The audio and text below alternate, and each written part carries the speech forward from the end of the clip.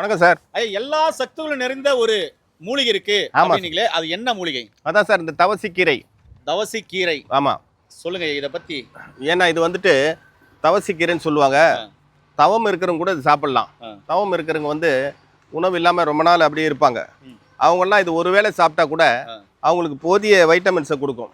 உடல் சோர்ந்து இருக்கிறவங்க உடனே எழுந்து உட்காந்துக்கிற மாதிரி எல்லா சத்தும் நிறைந்த ஒரு கீரை இது. ரொம்ப எளிமையான கீரை, எல்லாரும் சாப்பிடலாம். குழந்தை முதல் பெரியோர் வரல. எல்லா சத்தும் அயனு, காப்பரு, ஜிங்கு எல்லா சத்தும் இதில் இருக்குது. கால்சியம் முதல் கொண்டு இருக்குது. இதை சாதாரணமாக உருகி எடுத்து சுத்தம் பண்ணிவிட்டு பூண்டு, சின்ன வெங்காயம், இஞ்சியெல்லாம் சேர்த்து ஒரு முருங்கைக்கீரை பிரட்டல் மாதிரி செஞ்சு பிரசவமான பெண்கள் கூட சாப்பிட்லாம். புது ரத்தத்தை உண்டாக்கும்.